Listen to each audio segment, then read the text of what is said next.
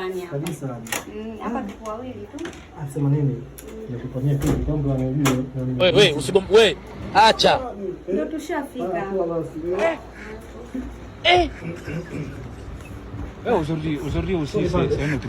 Panda, unaogopa nini? Nimekwambia arudi leo wala kesho. Kwa hiyo karibu unaogopa nini baba? Mama yangu. Game over. Karibu mpenzi hapa nyumbani kwangu. Kauko miezi mitatu minne haji hapa. Kwa mimi muda mwingi aina hii ya vijana wana mchango mdogo sana katika taifa. Na mimi nijisikie na amani. Okay, sawa. Sasa hapo tujifunike sasa shuka sasa tuanze na shuka au? Sasa hivi tunafika nyumbani hapa. Maana da, unajua nilipanda gari asubuhi maana tunafika sasa hivi jioni hapa. Naenda kwa mtu wangu sasa hivi hapo. Dogo tunajua muda mrefu sana ile tangu upige mwingi kidogo nataka niwahi kidogo. Nitakupigia bosi maana wiki hii ndo nakaribia kurudi ofisini hapo. Maana sasa kidogo nipo likizo. Kwa hiyo nipe kama siku mbili hivi bosi maana da. Maana ndo hivyo. Inabidi tukumbane kwa hivyo.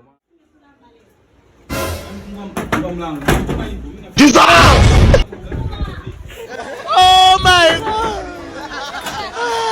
Unapiga simu muda wote, simu naita tu pokee kwa nini? Mume wangu nilikuwa natandika.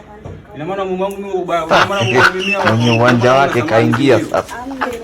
Yaani huyo ameingiza bwana huyo. Ngoja, yani huyo ataniambia leo. Ananiambia, yani ataniambia vizuri. Aujourd'hui aussi. Huyu hapa. Ina maana wewe, ina maana mimi nakuacha hapa na nda huko unafutia wewe, ina maana unamleta au ulicho huyo. Ndio. Huyu fundi umeme huyu. Unazingua. Fundi ana testa ana kitu chochote, huyu fundi gani?